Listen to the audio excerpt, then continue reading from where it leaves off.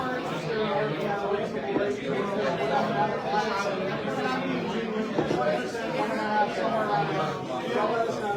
Just have to put a lockbox on and we'll get it for us. I don't know if we're interested in well, I am just thinking of this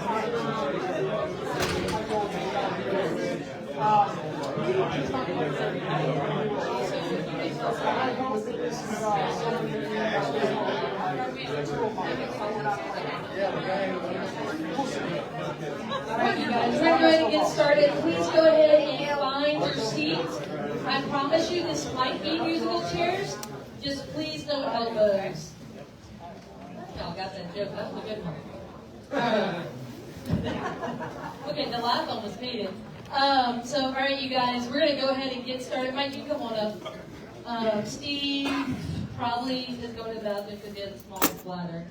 I can say that because he's one of my business partners. All right, we'll be fine chair-wise.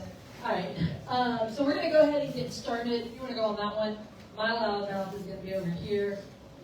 So we're going to go ahead. Few things. I forgot I had 2 more deals.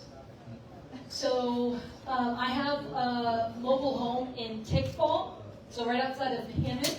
That is a fixed rubber mobile home within one of my mobile home parks.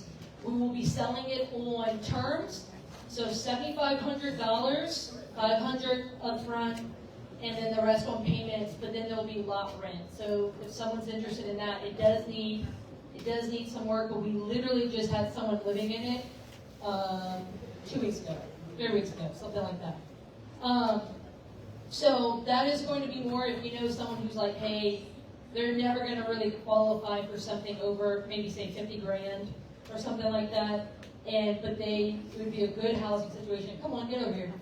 So I have that one, so get with me. Mobile home, Tickfall, very much so livable, and it will be on payments within a mobile home park with lot rent. All right, second thing we have.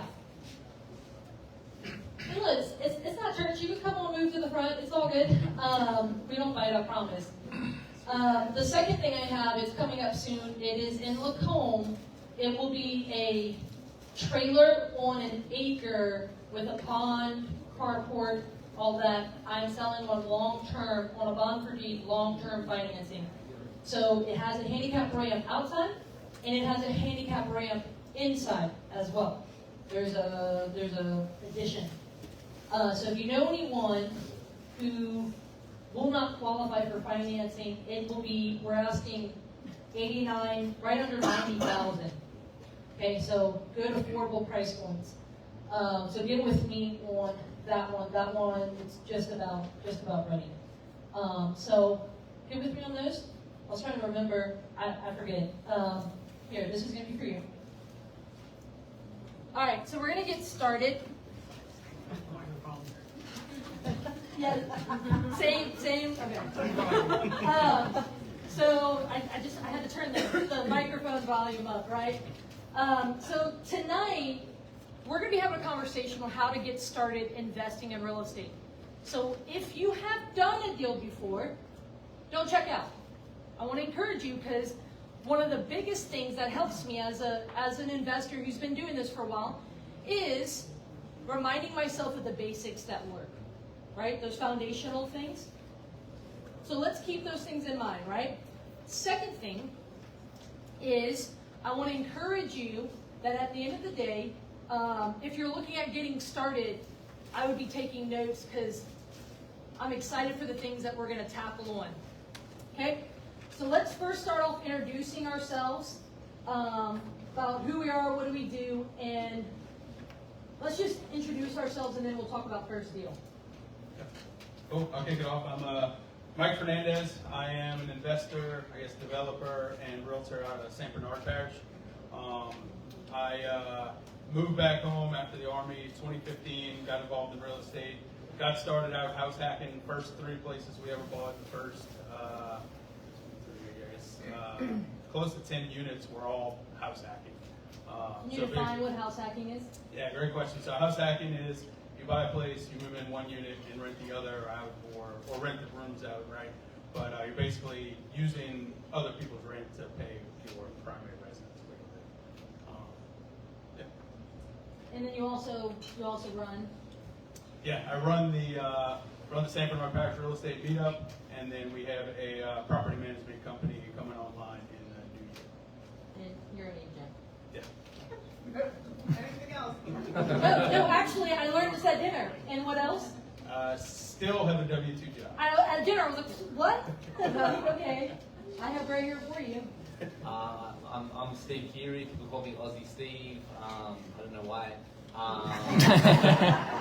So I run a property acquisition company here called Home by Louisiana. So we're always looking for distressed properties. We wholesale the majority of them, so like assign those deals to other investors. I also buy rentals. Mainly done the BRRRR strategy.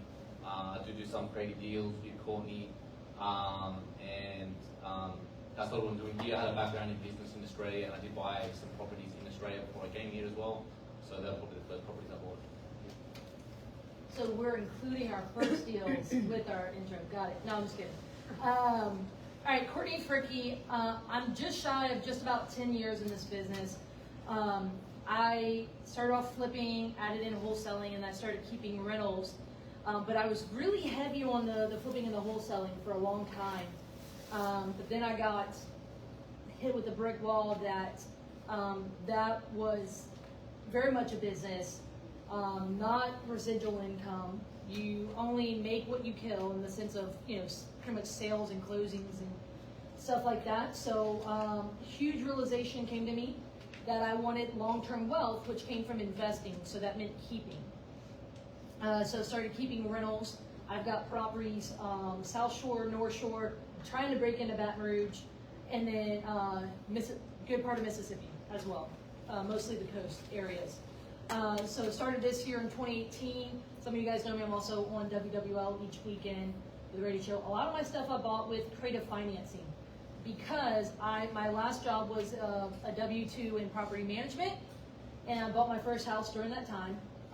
So first deal was a condo that was a short sale, meaning we had to go to the bank. It was on the market. Went to the bank, had a request that they take less than what was owed. I had an inheritance of a whopping $40,000, which is a lot of money. And but at the same time, go buy a property with $40,000. It's not so easy, right? So I bought the condo for $40,100, and I renovated it on a Home Depot credit card. That was 2 years, same as cash, on weekends and nights after my full-time job. So I was working 60 plus hours a week and laying floor at night under the lamp light until I had power turned away. But that was my first deal, and it ended up being worth 85 or something thousand. And that equity, so the 45, I was into it for 45,000.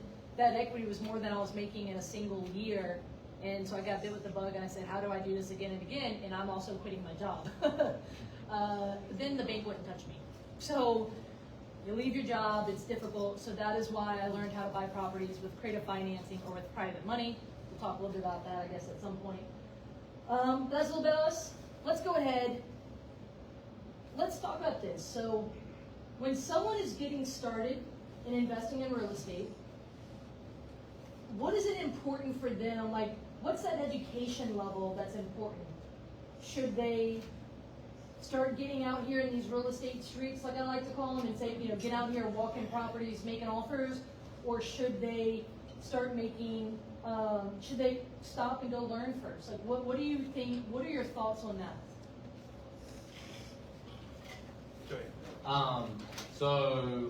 You definitely need to be educated. So it's a hard thing to answer because, do you get really educated first or just take action? I think if you lean to either extreme, that's actually wrong. So it's hard for me to answer because if you just take action without learning some stuff first, that's dangerous. But by the same token, I've seen lots of people who've done every real estate course under the sun. They've learned it all and haven't really taken any action. So that's also wrong. But I think really these sorts of meetups are important to actually meet real people that you can talk to and hear some experiences. I mean that's a no-brainer and it's free. YouTube these days really got a lot of information on it. Most of it good. So I think you get a lot of free information. There are like I do believe in you can pay for a coach and you can pay for that sort of stuff, and that can be good, but you probably don't want to start there, right? Like you probably want to start, you don't want to pay for a coach to ask basic questions, right? You probably want to learn the basic questions from YouTube, from some books, like books are fantastic.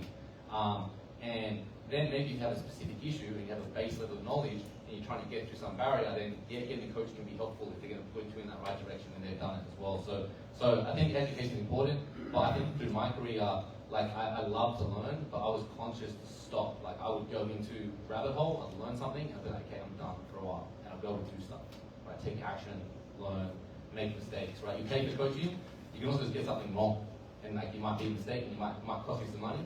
That's just coaching. You just pay for some coaching, you learn it yourself. So I think you need to be conscious of not being analysis paralysis, not learning too much, get enough, take some action, like still make some mistakes, keep going, and then learn what you need to learn next. Yeah, I agree. I think it is a balance, and I think knowing who you are and what your tendencies are has a big impact on how you take that, right? Like, I know, is this cutting in and out? Okay.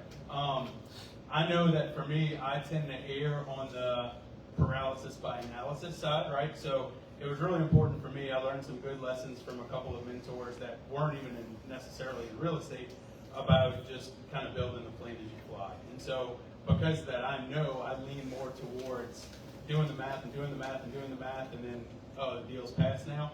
That now I try to force myself more into, hey, I'll figure it out. And a quick story of that, if that's okay. Before I got into real estate, I was working for a guy, and we did some like security consulting kind of work, and they wanted us to do a physical security assessment of a federal courthouse in Texas. And we're on this conference call, and my boss, Bob, is like, oh yeah, we got it, yep, okay, we can do that, yeah, they're talking through it. And we hang up the call, and I'm like, Bob, do you know anything about, and he was so confident, I'm like, do you know anything about federal courthouses? And he looks at me and he says, well, no, but you better figure it out.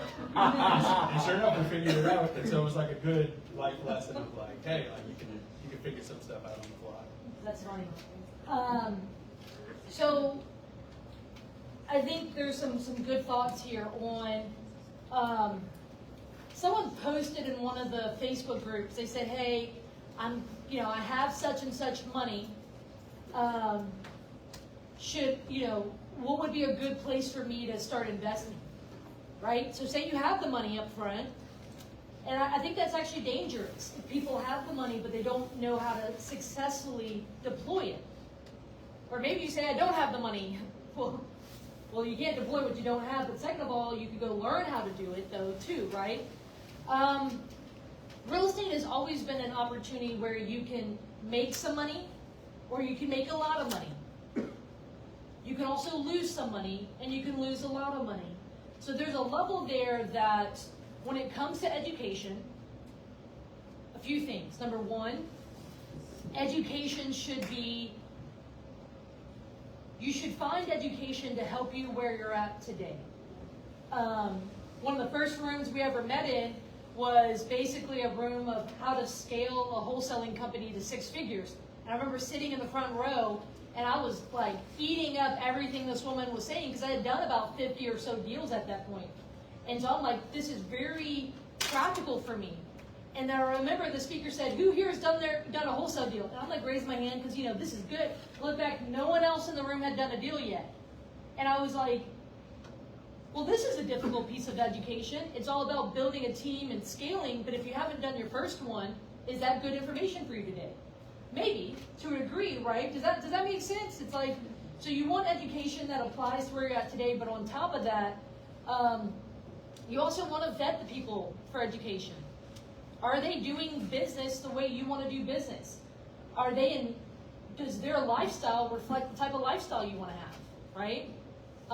Look, someone that owns 1,000 properties, could I learn something from them? Probably. Do I want to? No, because I sure as heck don't want that life. You know what I mean? Like, if you're wanting to go buy, if you're wanting to flip, should you go learn from a landlord? Maybe, like it could, foundationally you could learn things from them, but should you know? So there's a part there that you also want to make sure you're learning from the right people who do good business, vet them out. A lot of people don't often do that, but also know that you need to challenge yourself because good seeds on bad soil do not plant and produce anything, right? So that's also important. So I think some good thoughts there. I might just add real, just The to say real simply, I just want to say, you don't need to pay big money for a course. Just you can pay for stuff, but don't buy the $40,000 course. Don't buy the $10,000 that has an ascension to then buy the $40,000, then buy the $80,000. You don't need that crap. So I'll say that explicitly. Yeah, and there's so much. I think you said earlier. There's so much free stuff out there. Like I know, first getting started, I think I'd read like 1 or 2 books, and then basically just got a master's degree of the Bigger Pockets podcast. Like I think I listened to every episode from 100 to probably 300. And it's just the 80-20 rule to me of like, yeah, I could go spend money on a course, but I can probably get 80% of it from listening to, reading a couple books and, listening to a ton of podcasts and all. The point is not necessarily that you're going to learn everything. It's you're going to learn enough to see down the road, and it'll get you to that point, and then you have to go learn to see further down the road. Does that make sense? So a really great point is, depending on the type of deal you want to do, you may want to partner with someone experienced. You want to share about that, Steve? Well, I mean, I just think like, it depends what you want to do, right? So well, in anything you do, I think you can do it by partnering with someone who's doing it. So not necessarily a coach, but someone that's doing the business. In wholesaling particularly, like we do a lot of joint ventures. So if you want to do that, partnering with someone who has buyers and who can walk you through, that can be a good way to learn. You don't need to pay that person. They generally will do a split of the assignment fee. So when they make money, you make money. So that can be a good way to start as well.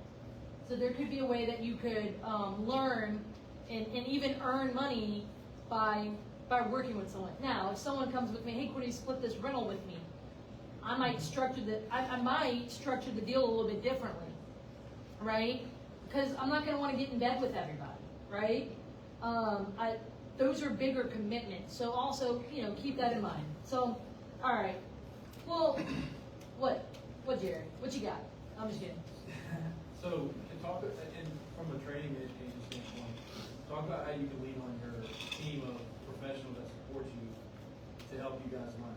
Because I can tell you that I would much rather have somebody, one person sit in my office for 2 hours and ask me questions and give them advice, as opposed to waiting until they send me their first deal and they've done no research, don't know anything about anything, and have to help them solve problems that are impossible to solve and waste, not necessarily my time, but potentially a seller who's going through foreclosure or something when they don't know anything about money. I mean, I think that's a really good point. There's a lot of professionals that can help you. You meet in a lot of these rooms.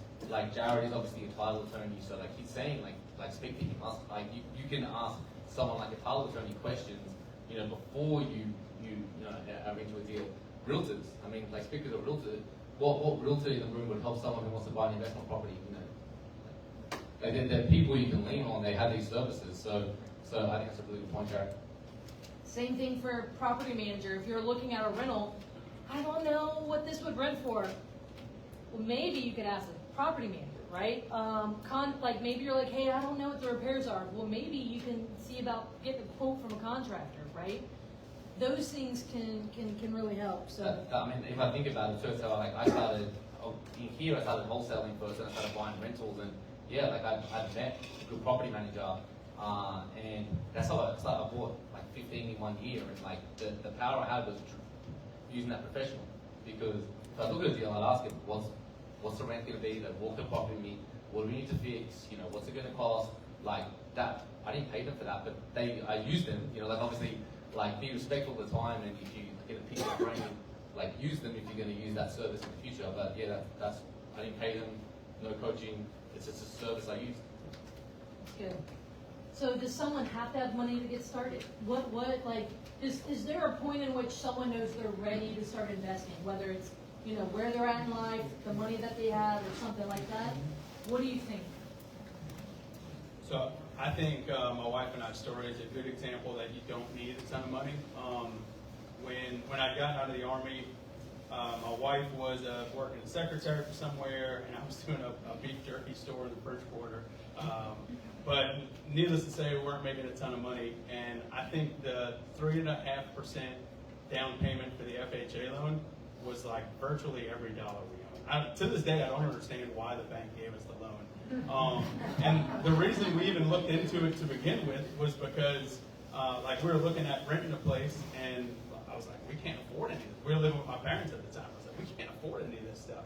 And so I think we're a pretty decent example that you don't need a ton of cash, and that's where I think house hacking is a really cool way where you can do 3.5%, 5% down, get into a double like we did, especially if it's one that's in a way a live and flip, right, where it needs a little bit of work, and we're there every night, doing the floors, doing the paint, all that stuff, and saving as much money as we can where you can get into it for little money. I guess you still need some money, right, but pretty minimal amount of money. And by the way, the house hacking is such a good way to start. I wish I started that way. I think that's a really, really strong way. And because it's not really costing you money, right? Because you living is an expense anyway, right? You were going to have to pay rent somewhere. Yeah. So you just were more strategic about it, and you got rent to help you pay rent and you own the assets. So I think house hacking is a really good way for a young person to get into real estate. Do you need money? I don't think you need a lot of money. I'm pretty hesitant to say you need no money. You will hear a lot of gurus, you need nothing. Like, you always need something, Like wholesaling is something I do, and that's something that's got a lower barrier to entry, and you can do it with not that much money. But, everything costs something, right? You might drive for dollars to, look for, wreck houses to buy. You still need petrol, right? You're gonna, You still need gas. You need gas. all right, you got me. You need gas. And you're gonna need to, skip trace them and find their number, and you're gonna have some sort of stop. So it still costs some money. So, I don't think money needs to be a barrier. You can borrow money too. You can do private money deals. You're gonna need to put some money down. So, it depends on your risk tolerance, right? When I started business straight out of college, straight out of university, right? And I was pretty risk averse. I didn't have a lot of commitments. I could be really risky. So, at that time, I was able to take a leap and start a business and take a lot of risk. Whereas if you have a family and kids to feed and a mortgage already, you need to make sure you can make those payments. So you need to make that decision yourself. Yeah. And sorry. No, you're right.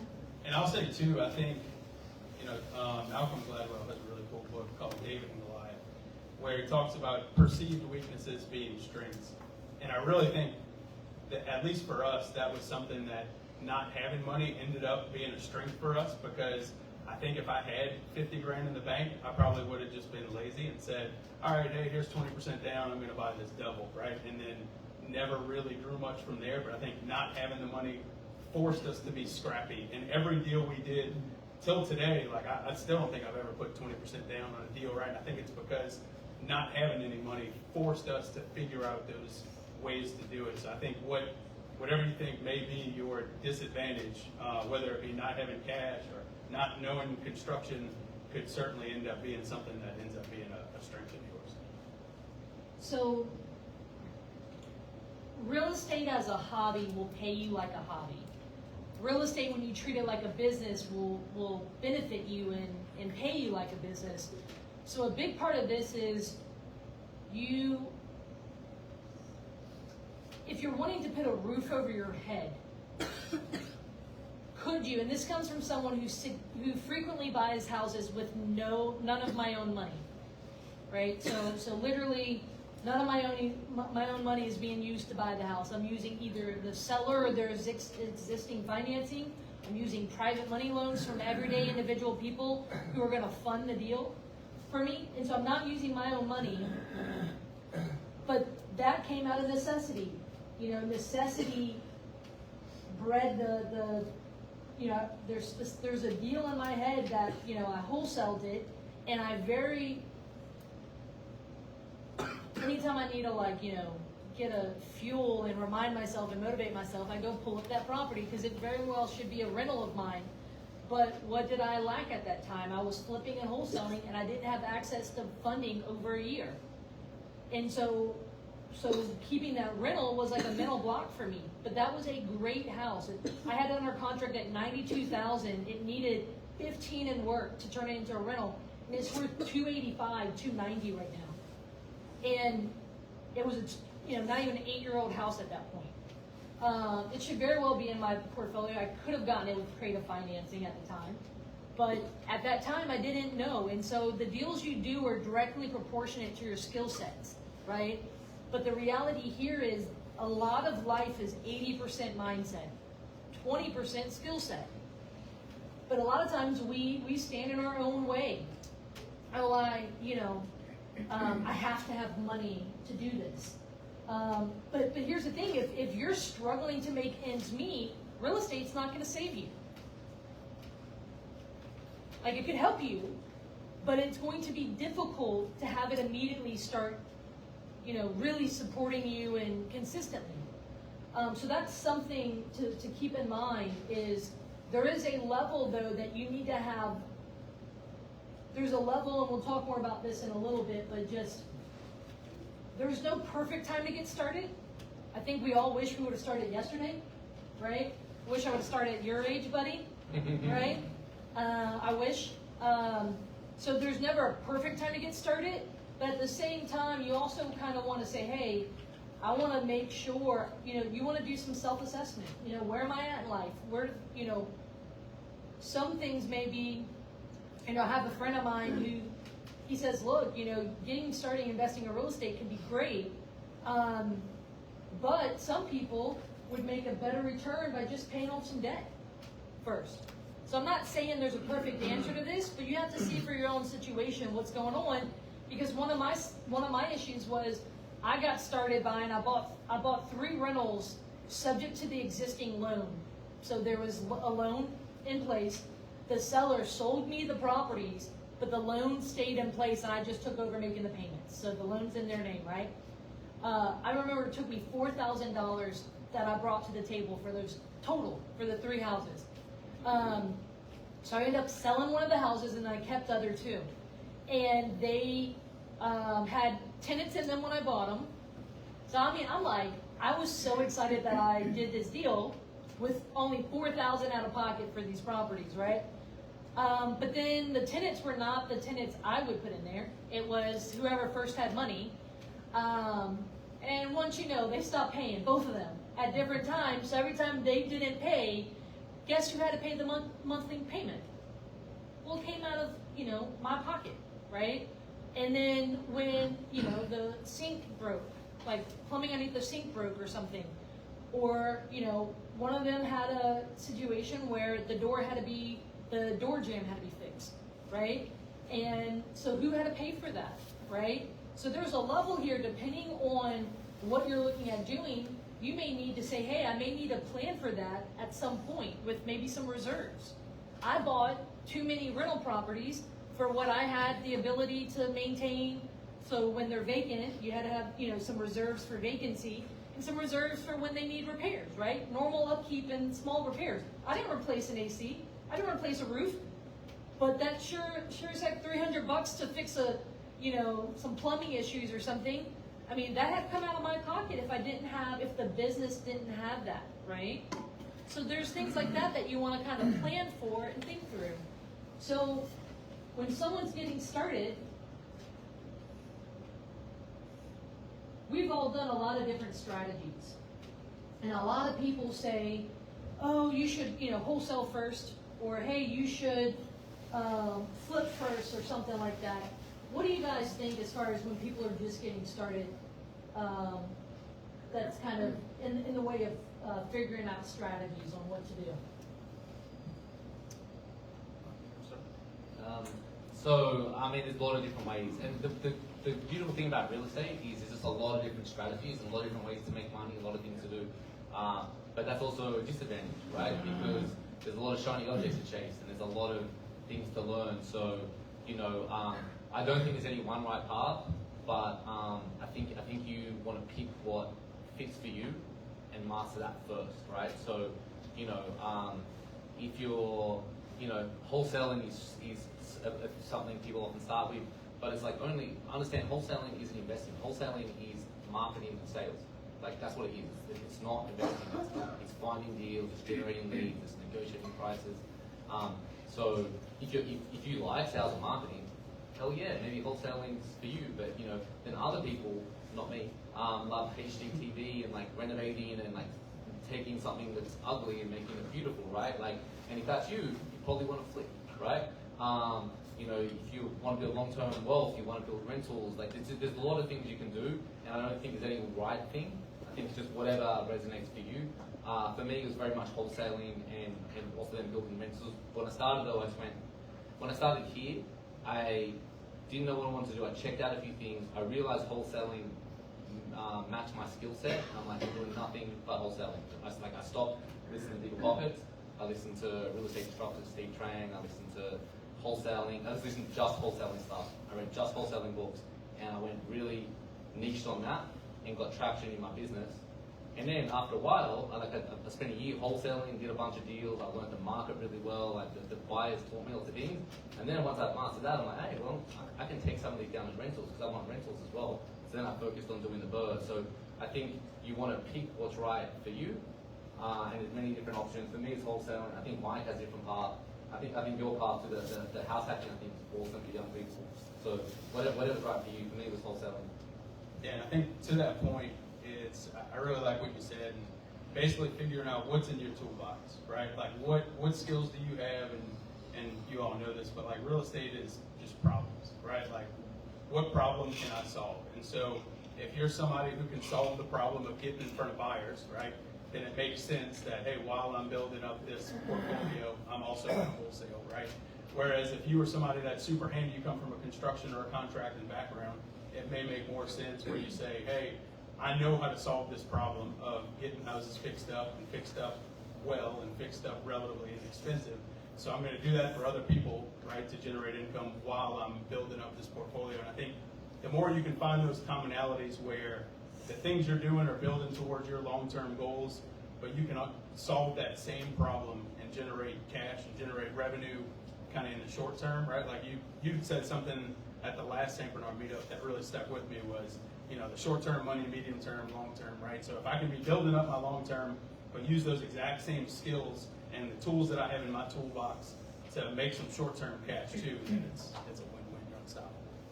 And I stole that off. That's Chris Rue, the fast money, medium money, slow money.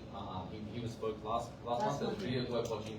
That resonated with me because it's important to have a bit of both, right? Because I love property from not from the property point of view, right? But I love the rent, I love the financing, I love the asset.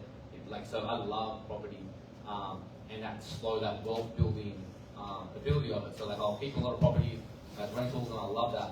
But that's slow money, right? So over time that builds real wealth. Like you generational wealth from rentals. But the rentals don't pay you so much a day, particularly if you're burning them. Like I'm trying to pull all my cash out. So like I got no cash in the deal, you know, and I'm keeping the asset. So it's hard to make a lot of money on that. Like you're not going to live off that, right? So you need some fast money as well. For me, that's wholesaling. So you know, you need to. My long-term goal is the long-term wealth, but to get there, I need to make money in the short term so that I can support, have reserves, fund those longer-term deals. So you know, it's good to think about both of those things. So a lot of people, when they come to me and say, Courtney, I want to get started investing in real estate, a lot of times I say, hey, well, what do you need? If you need money to put on the food, you know, to put food on the table today, I'm not going to recommend rentals, right? Because a lot of rentals might not cash flow more than $100, $200, $300 a month, and that's if you're properly, you know, putting money aside for it when it needs a repair or something like that. So it's really hard to make rentals basically pay you enough to live off. It takes a while for that to happen. Landlords, would you agree? Right?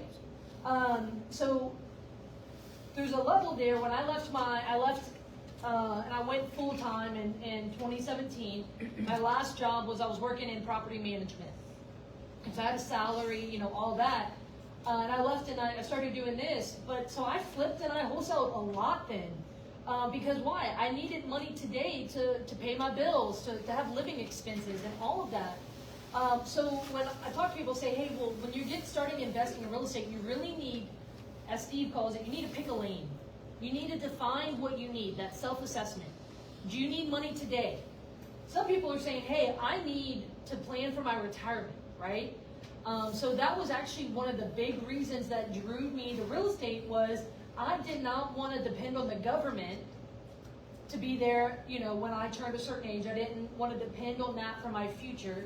I didn't want to depend on an employer, you know, like some sort of pension, not that that really exists a lot these days, or some, you know, 401k, the stock market. I didn't want to depend on those things.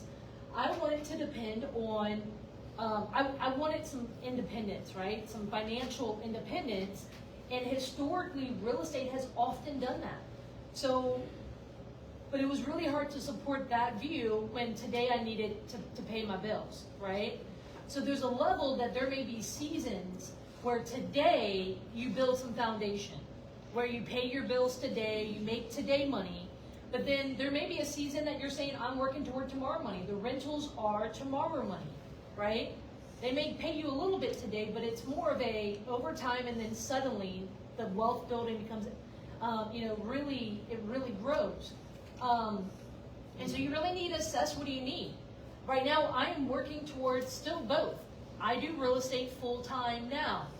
And what's really difficult is, you know, you've got to kind of split your time between working on the things that are tomorrow money, so all the rentals and things like that. But then you also say, okay, I need to work also toward the things that pay me my salary, that pay me my living wage. And so, so when you're thinking of getting started, you need to decide what is your biggest need right now, and you need to assess that. Because of a lot of people, they get started flipping, and then they realize that that's not really long-term retirement money, right? It's a job. It's a salary. And Uncle Sam taxes it as active income, so yeah, I see you rolling your eyes. Me too, girl. Because, well, when Uncle Sam takes 30 to 40% of it, depending on what tax bracket you're in, and all of those things, it's like, that really starts hurting. You're like, oh, I made $100,000. Just kidding. I have to give 30 of it to Uncle Sam, right? That hurts. And so there's a level there that you have to understand, what do you need? Like, what are your needs today? What does your family's need? You need to get on the same page as your spouse, you know, all of that. Say, what do we need? And then you start. Something that Steve is really, really good at is, anyone catch how hyper-focused he gets? Like, that's big. You want to know what most people's problems are when they get started? Is they jump from a different strategy every single week. One week I talk to them, they're flipping. Next week they're having short-term rentals. And then 3 weeks down the road, they are developing new construction, right? And so there's a level there. Is part of that problem is you're never putting enough work in the same direction. So you've got to pick a lane. So do some, I call it like, you got to build a business plan. What do you need? What do you know, what's the goals? Build that out. So if you go listen to, on the YouTube channel, I did a talk called the 7 Steps to Investing in Real Estate. It's pretty much like it was here, so it was like an hour talk on pretty much a 7-step business plan. You know, what do you need today or tomorrow money? Who do you need to have on your team? How are you going to find your deals? How are you going to fund them? And I break those things down because you really need to plan that part out. Because if you want to successfully get some traction, you've got to kind of pick a target, and then you've got to say, how do I reach that target? What is my action plan to get there? And so my next question for us here is, who among the panel, let's talk about who's doing this full time. Obviously I learned at dinner you're not. Let's talk about doing real estate full time and doing real estate part time. Does someone have to do real estate full time to get started? Yeah, so I still have a W-2. I think the key to the success there is I'm just lucky. It's a super easy job, super flexible.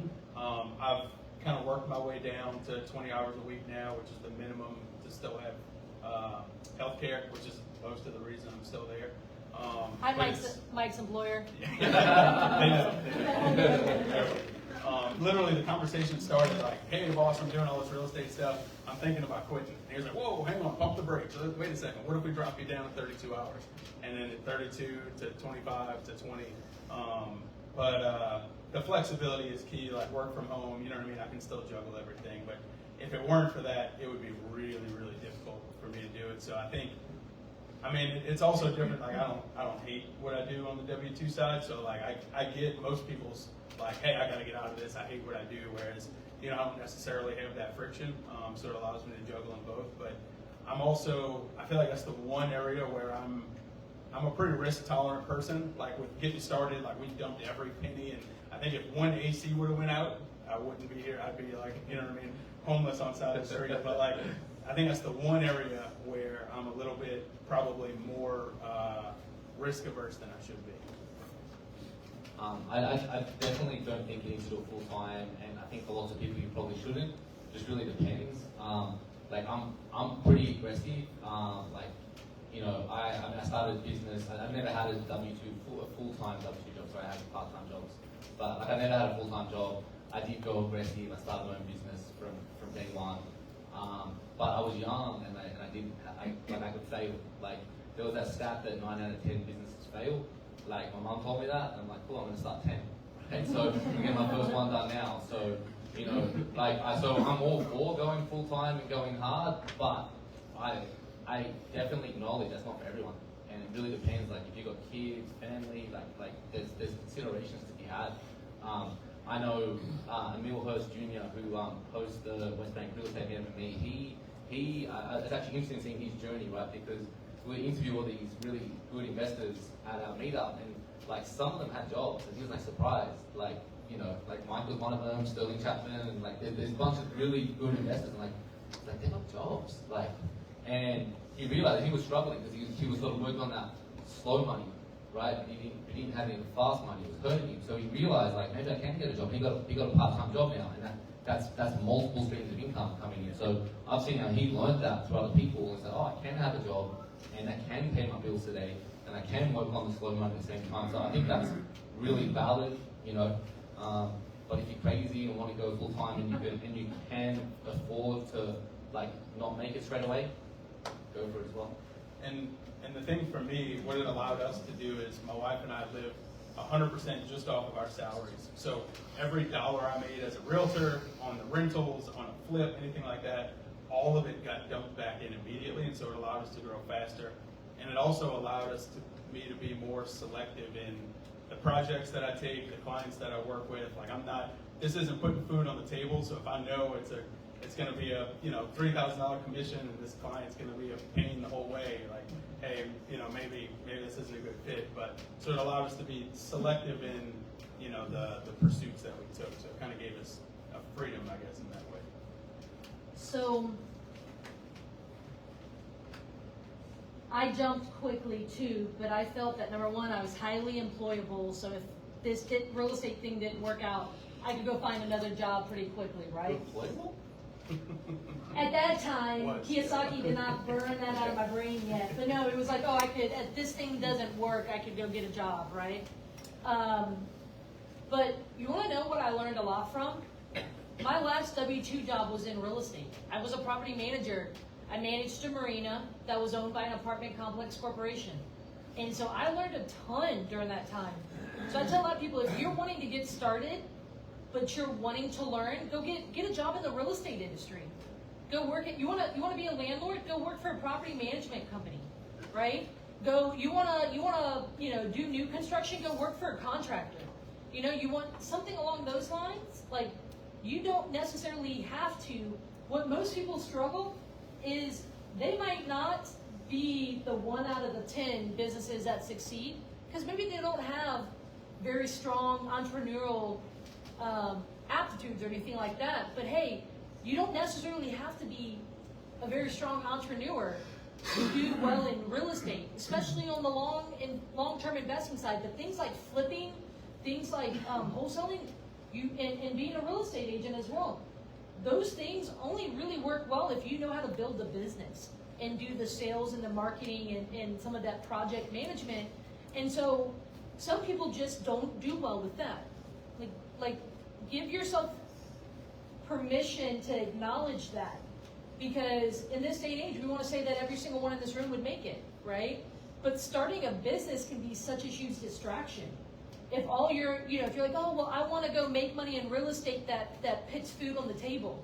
So I'm going to go quit my job and work and flip and wholesale. Well, guess what? It's not going to pay you enough money to live off of if you don't know how to build a business to doing that, right? If you don't successfully build the business, because if all you do is one deal a year and it only made you 10 grand, good luck, Uncle Sam's taking 3, and the rest is going to take your expenses for the business for the year, right? And so there's some level of that I'm going to encourage people to get a job within the real estate industry so that can put food on the table. Jimmy Napier is an old school guy I love learning from. He's no longer with us, but he's from the South, and so he said it this way. He said, don't eat your seed corn, which I'm not country enough, but enough to know that means don't go eat what you need to go sow. Anyone else can okay. Anyone else translate? Okay, don't eat what you need to sow for the harvest. Meaning, one of my beliefs with rentals is I've had rentals for a long time now and I've never taken a salary from that. Meaning, I have never taken any profits from my rentals. Why? Because I have a belief that my rental properties are like little babies. Every time I buy a new one, it's a new little baby that Mama now has, and we love that. Mama wants a whole lot of babies, okay? But here's the thing.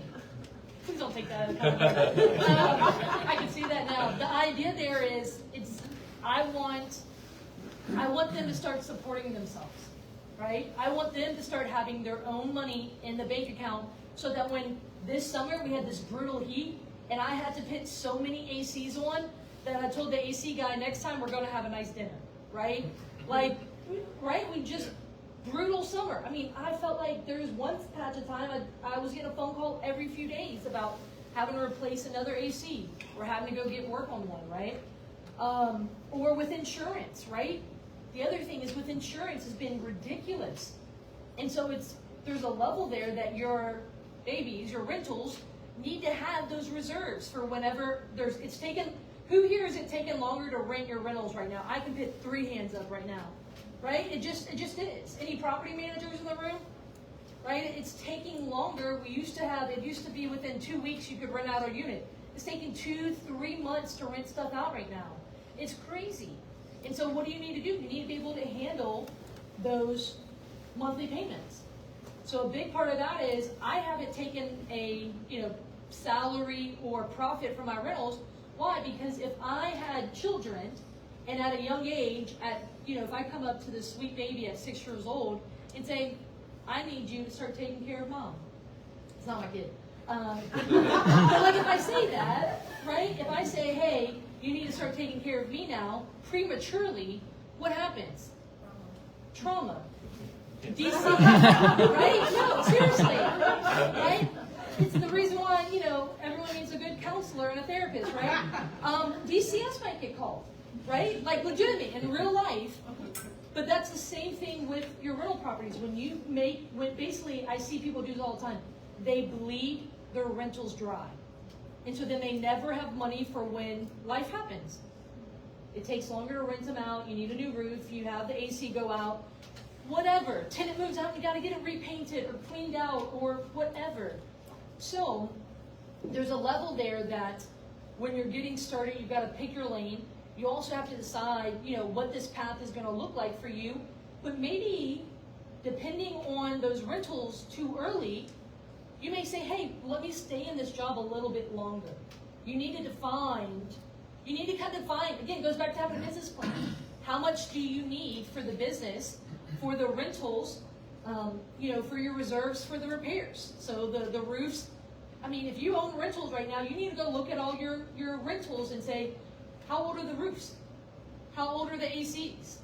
How old are the water heaters? Is there something big that needs to get, dealt with at some point? And say, am I prepared for that today? And then say, what do I need to have in the bank? And so there needs to be a time as far as, is there a perfect time for you to go full time? No, I don't think so, but you need to not do it half-heartedly though either. Because too many people prematurely do it, and therefore they have to depend on the business to pay them, and then they then will become so transaction hungry they get into bad deals. Or they first force their rentals to not have any reserves because they're living off. Every time they have a little bit of money, they're taking that out to live off. So I do think that's an important factor. You made a really good point, and I'll double down on. It's not mama wants a whole bunch of babies. I'm not gonna live out there. But the working to learn, right? That's actually, I'm a big Robert Kiyosaki fan. Robert Kiyosaki, Rich Dad, rule number one is the rich don't work for money, right? And that's, you work to learn. And I took it to heart. So I never had a full-time W2 job, but when I was at university, I did part-time jobs.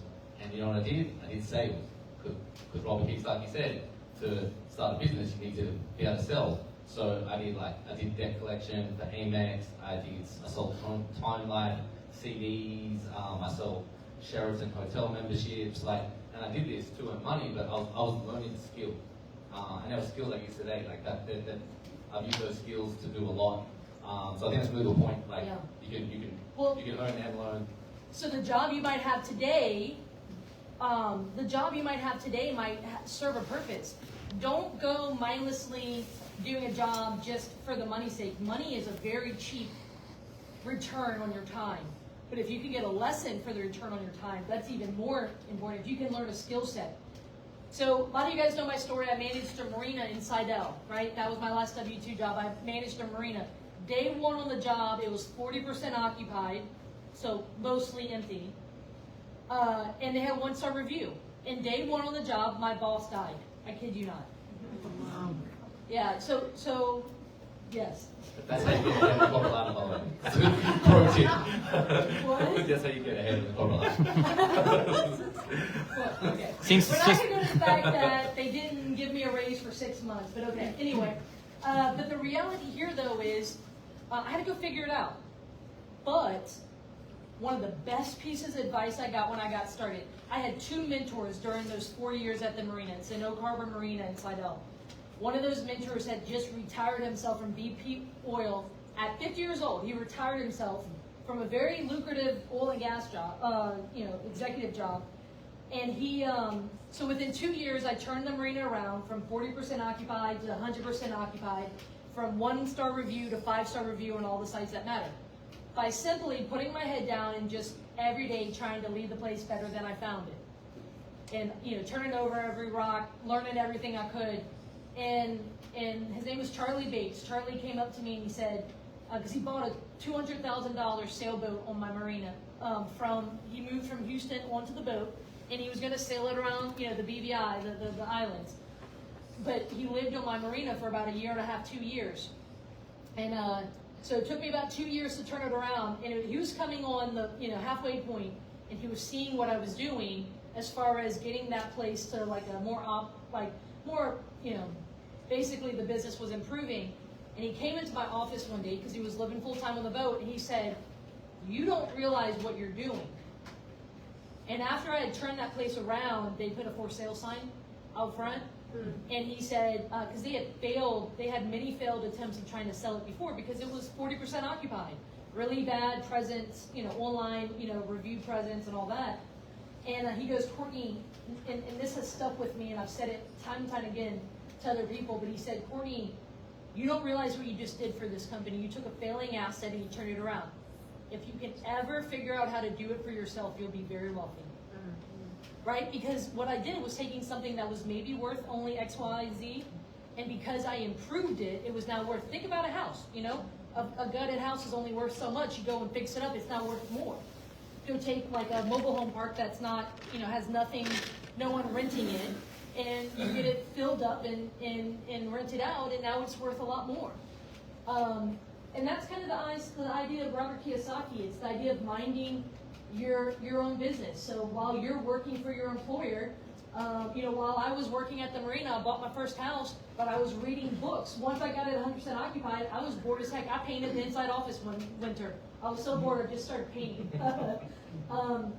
But it's that I'll say this. It was that Kiyosaki concept, because one of the tenants there introduced me to Kiyosaki, and he said it was that concept for Kiyosaki, the cash flow quadrant, the employee, the self-employed, the business owner, and the investor. It said you've got to, when you're working for someone else, you're minding their business, right? So like when you work for someone, you're making them wealthy. That marina, the owners, I made them a lot of money by turning that marina around, right? But when you work for yourself, you're minding your own business. So there's a level there that when you're working for someone else, the way you mind your own business is by getting a skill set of some sort. Wait, I got a success tip. Ready for this one? Deliver Uber Eats. Say it again. Deliver Uber Eats. So that's made me think. I did Domino's delivery when I was younger, and I was listening to Robert Kiyosaki in the car, Anthony Robbins, and I did it just because I was driving and I could listen to all the stuff. So you could deliver Uber Eats, make some money, listen to People Pockets podcast, two birds, one stone. So I'm loving that. All right. So the next thing we want to talk about is, as we're starting to land the plane here, is what stops people from starting to invest in real estate? Like, what gets in people's way? I really think it's they believe the excuse that they tell themselves, right? Like we all have that one thing, whether it's I don't have money or I don't know enough or like whatever that, or I didn't come from wealth or whatever that excuse is that we have built up, we allow ourselves to believe it. And I can give my fishing analogy if you want. So my uncle would disown me if he knew, but I'm not a fisherman. I can probably count on both hands the amount of times I've been fishing in my life. And nothing about me says that I should be a fisherman, right? My dad wasn't a fisherman. We didn't fish growing up. I don't own a boat, right? I don't know how to do any of the fishing things, right? And if I believed all those excuses, I could probably go my entire life saying like, yeah, I'm just never going to fish. But all of those things are relatively easily figure-outable, or certainly figure-outable, if not easy, right? And so if I really boil down to each one of those things, that, well, I don't have a boat, well, I probably know somebody who has a boat, and I could say, hey, Steve, let's take your boat out, I'll pay for gas, and then there we go, I can go fishing. Or if I go down to the marina and say, hey, I don't know anything about fishing, I want to catch redfish, what do I do?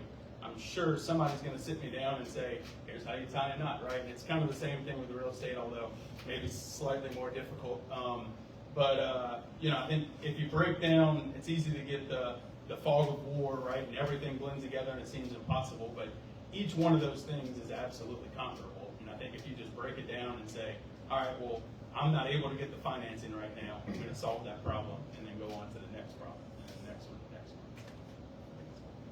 Yeah, powerful, and like just to add to that, I feel like don't be scared of messing it up, right? Like sometimes, like when you do your first, if someone's doing their first, if you haven't done your first deal, right? If you're doing your first deal, don't worry about the first deal. It's not about the first deal, right? It's not about the money you make from that first deal, right?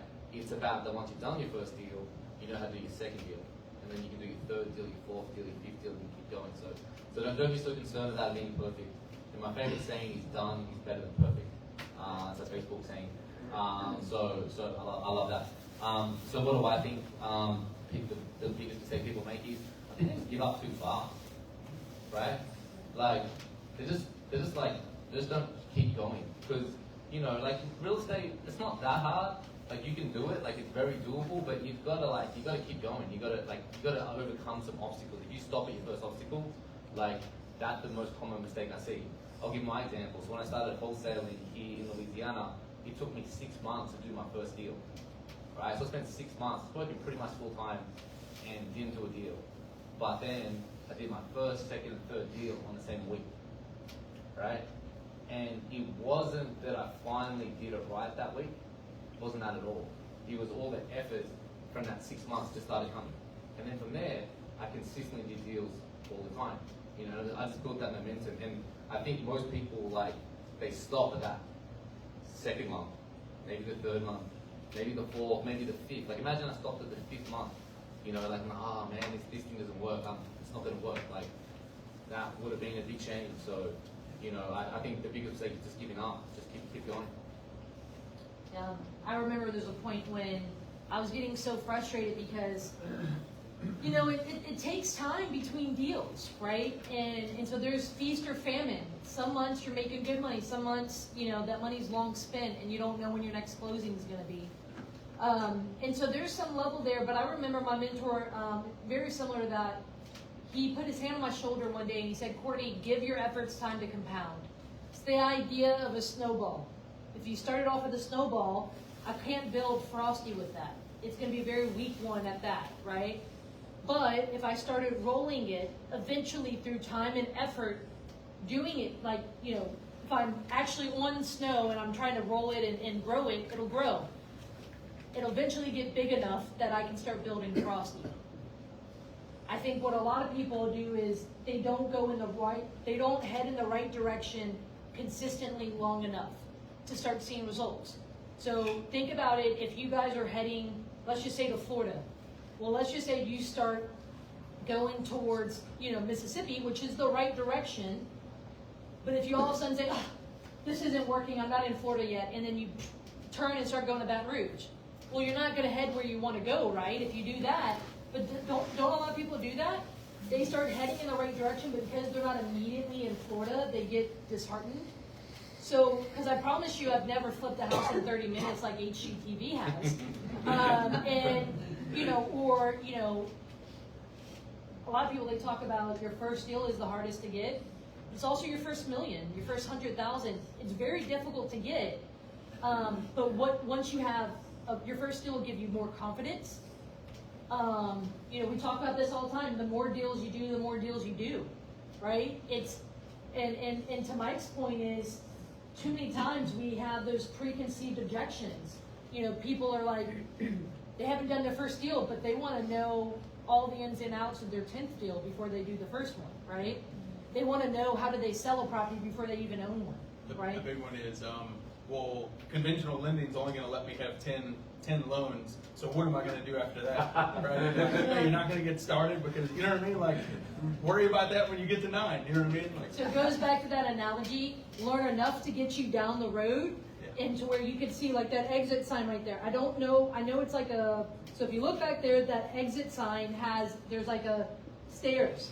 I don't really know what else is over there, but I know enough to get me between now and here. I'd have to walk down this aisle, zigzag around these folks, go through that door. But once I get there, what can I do? I can reassess the situation, learn more, and then get further down the road. That's what a lot of people need. So, final. Sorry, to that point, at BPCon last year, David Osborne spoke, and he talked about a lot of times we look at where we are versus where we want to be. But what really matters, he said, is who we are versus who we need to be to get where we want to be. And to your point, Courtney, I think going through steps 1 through 8, you're going to learn so much in the process that you'll become the person who can solve step 9, even if you can't today. You know what I mean? I think that's like a really powerful, encouraging way to kind of look at that growth. Exactly. So what's some final advice? And then we'll take any questions that we start to land the plane here. Final advice for the room to someone who's looking to get started, they're looking to do maybe their next deal, maybe they stumbled in the first deal or so, but they're wanting to get started. What is your final advice? Well, I might just double down on the thought about progress, but I think too, for some of you who haven't done your first deal or maybe done a couple deals, maybe you feel frustrated that you haven't, you know, but just to sort of piggyback on the gap in the game, right? Because people, you want to look at that horizon, and everyone looks at where they want to go. You never get to the horizon. Okay? Like you never get to your vision. You never get to the end goal. It just doesn't happen, right? But everyone focuses on that, and they're worried about that, and they're worried about how far they are away. But what they don't do is they don't just turn around and look back and see how far they've actually come, right? And all of you are here. All of you have done something. You know, I know a bunch of you investing a lot already, but I know some of you haven't, but you're in this room. You might have been in this room before.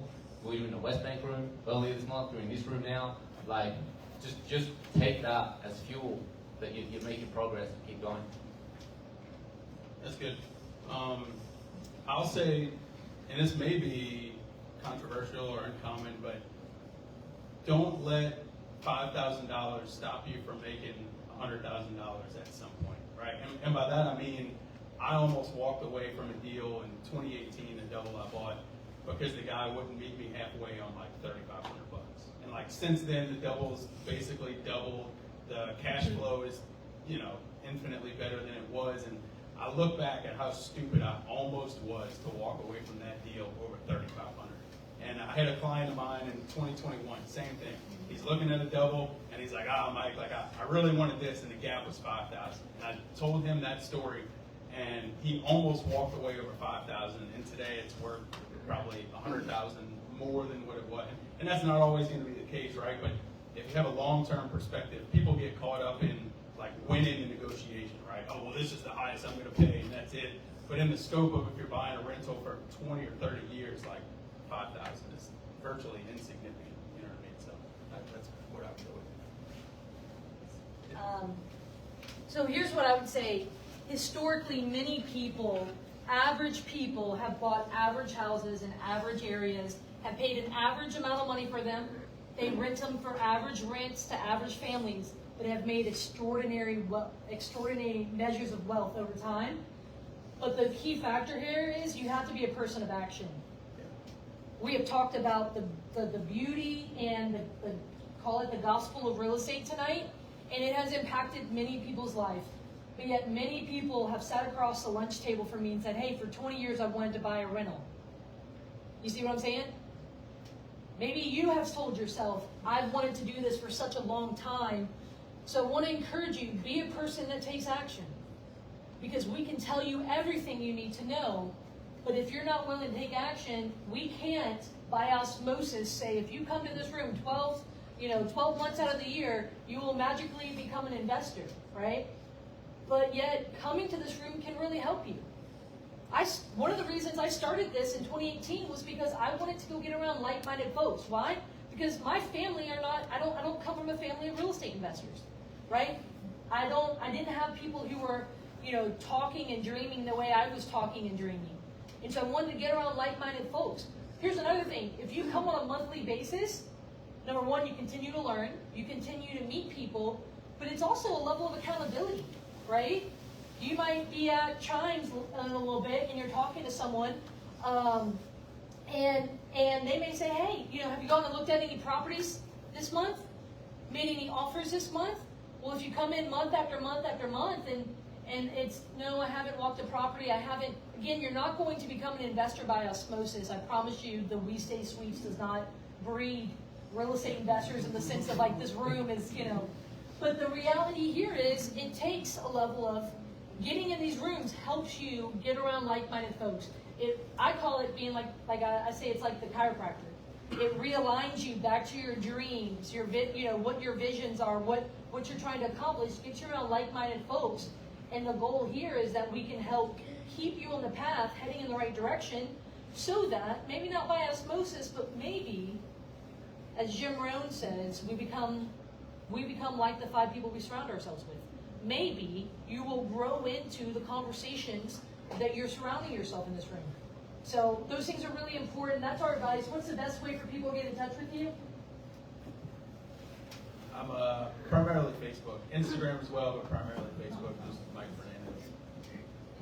Facebook's good for me, Stephen Keighery, or find me on the West Bank Real Estate Investors Meetup, so you can It's follow my name. Keighery. There's a GH. It's like It's like the A and H. Well, see, no one can pronounce it straight. So it's Irish background. Like no one in Australia knows. No one in cares Australia what knows your it. explanation No, is. but it's just very confusing. I'm an Australian dude with an Irish name in New Orleans. It's very confusing. So just go to West Bank Real Estate Investors and you'll see me talking there. So wait, I'm sorry, could you spell it? My last name is Keighery. Yeah, I die at the H. Yeah. And Stephen with a PH, STEPHEA. H. I'm sorry. CourtneyFricke.com. If you go in there, you can follow me on Instagram. You can see more of what like a day-to-day life looks like, and on Facebook. If we're not friends, let's be friends. I have 3 books here that we want to give. Hey, buddy, this other part is switched. I think that's an important part. I'm surprised I knew the name of that. All right, so let's give a book out here. You're each on your own with giving it out. You always struggle.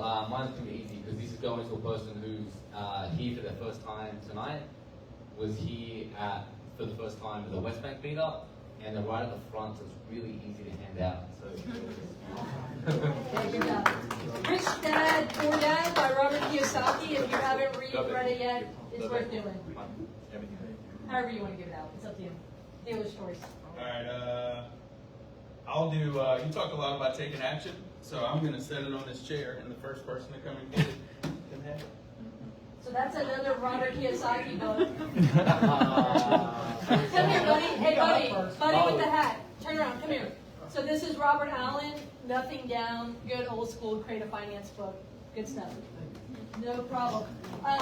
If you come here, we always struggle to give books away at the end, so I promise you we're going to take the easiest path of least resistance. Any questions for us before we end? Any questions about something we talked about tonight? John? Great Jim Rohn quote, I think is very applicable to what we're talking about today.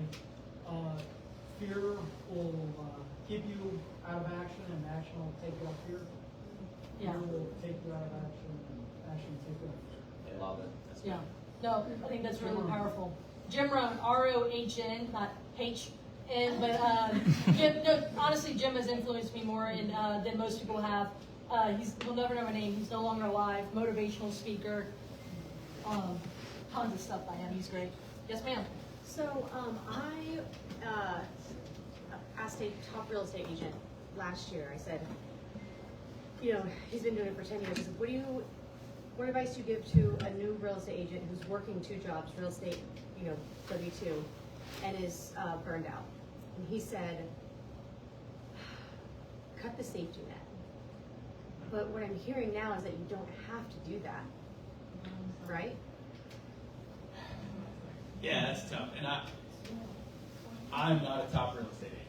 So like, if you want to be a top real estate agent, like, you should probably listen to his advice over mine, because for me, it's a commonality. I'm already doing the real estate stuff. I'm going to help other people do it too. But I'm not like based on the billboard. I have no desire to be like the top agent, my brokerage. Like, that's not my, it's more of a, while I'm here, I'm going to do it. But, so yeah, like, I think it just depends on what and I'm starting to hone more into the investing side and help investors more so than residential. So it's, again, I mean, more than, like, you know, standard home buyers, but like that's a tough one. But I would say it just depends on like that vision and where you're going.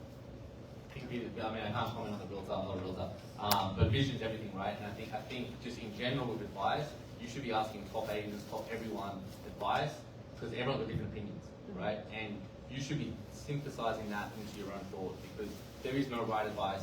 It does depend on your vision.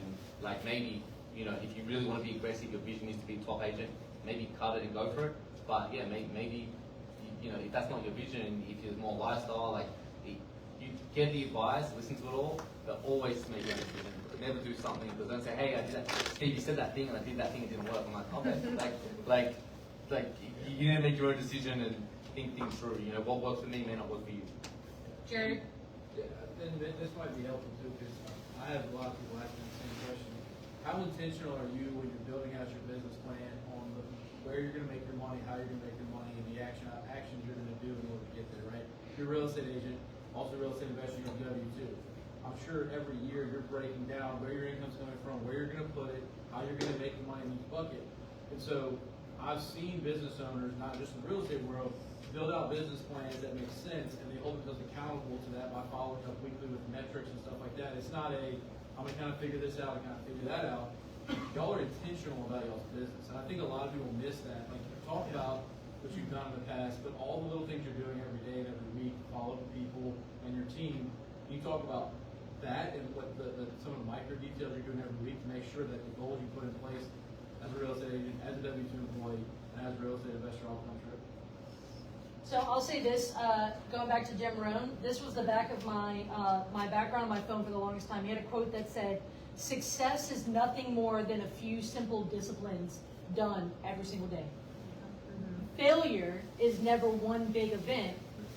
Failure is just the absence of those every single day little disciplines. So for example, real estate. If you want to invest in real estate, if you never go walk properties, if you never go make offers, and if you're never looking at deals, are you going to buy one? No, right? So fill in whatever that goal, that vision is. There's people in this room that you absolutely could have conversations with tonight to ask that. There's the idea of burning ships, right? You have no option behind you. Some people have the luxury of doing that, where if you you cut every chance of, reliance, a crutch or something that you would depend on, but there's a level there that without that,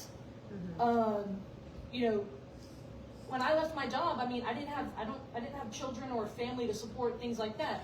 So there's a level you can do that, and again, you could go figure out a job later if something doesn't go right. But then some people, that's not the case for some people. So you have to also figure that out for you. You have to understand yourself. What motivates you?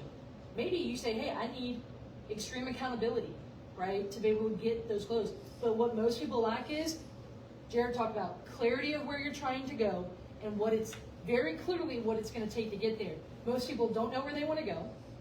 I'm going to say this the mama bear way. 95% of you in this room don't know where you want to go, meaning you don't know where you want to end up, and you don't know what it's going to take to get there. Because if you come to me and you say, I want to invest in real estate, I'll say, what does that mean? Right?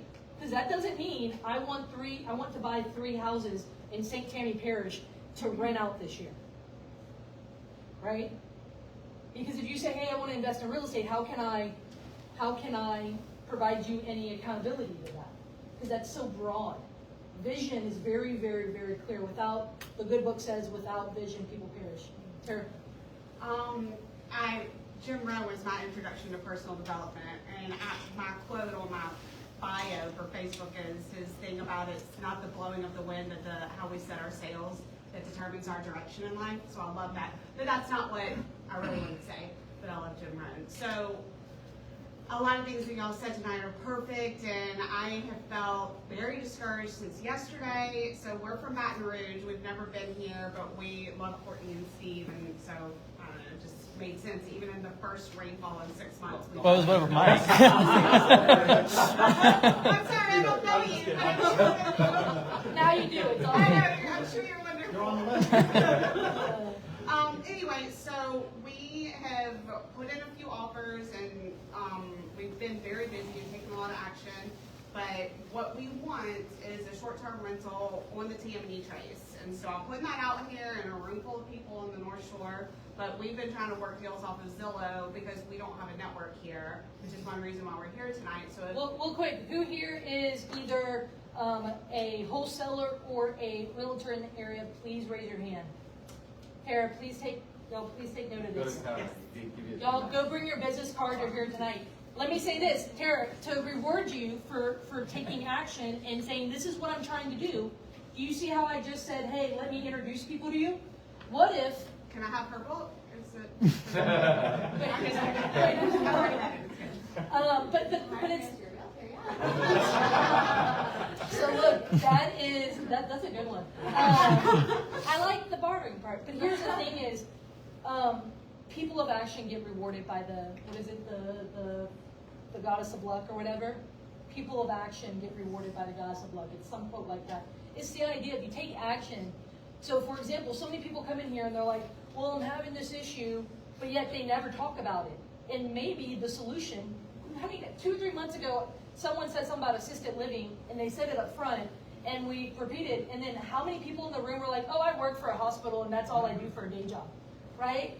You just never know who you're going to meet in the room. You're never going to know where that solution is, but a closed mouth does not get fed, okay? So if you don't bring it up, people don't know if they can help you. So great point to that. One last question before. Can I just, I was going back to Jared's question, because I want to say like on the setting stuff, like yeah, I have a 5-year goal. Oh, he's very I have micro a with 5-year goal, a 2-year goal, a 1-year goal, a 1-month goal, and a 1-week goal. And every week, I don't generally change the longer term ones that often, but I look at them every single week, and I'm like, what does my week do to move me towards my month, which moves me towards my year, which moves towards that. So, Is so that the EOS model? No, it's not. it's not actually not. It's a mix of one thing, a miracle morning. I'm reading Traction right now. Actually, I'm like halfway through. I'm starting to change some things. We run all of our businesses on Traction. Yeah, Traction is pretty cool. I'm only halfway through, and I've done a lot. We used to do a lot of OKRs of objectives and key results, and so every quarter would set an objective and then key results to get there. But the trick is they've got to be not many, like 1 or 2 things. It's got to be real super simple. So To that point, if you have your weekly goals, and you get to the end of the year, your annual goal, you go back and look at your weekly statistics, You're probably didn't do your weekly things, and that's why you didn't get your hands on it. Yep. Because you broke it down. Well, and that's a key part to this. So, because we really do need to end, take a page out of Steve's book. Do you guys pick up he's hyper clear on what he wants? He also, so Steve has a brilliant background in business, but he doesn't ever talk about it. He was one of he had 4 other business partners that grew a company that went public in Australia, and it IPO'd at one point. It was worth $500 million. Not many people in this room can say that. So he has reached great levels of success, you know, both in business, but also he's only been here 5.5 years. 5.5 years, and he's grown one of the largest wholesale companies and a very sizable rental portfolio in here. Very much he has clarity, but he also knows when to put the blinders on, right? And say, this is the only thing I'm working on right now. And so I love it when he gets in that mode, because it's like nothing else matters, and he's like very much in that, but he gets great results from it. It's called what? It's I act like a one-eyed dog in a meat factory. He said that. That's the mode. That's the mode. That's what he told me that. And I was like, I don't know what that's Australian about. But guys, and look, December 12th is our Christmas party. Bring your favorite dish. Come join us. We're going to play the cash flow game. We'd love to have you. Tonight, a good bit of us, we're going to go ahead to Chimes. Come have a more like intimate, like get to know you, talk around the table, come have some food, some drinks, just pick up your own tab. Thank you guys so much for having us. Give the guys a round of applause. Thanks,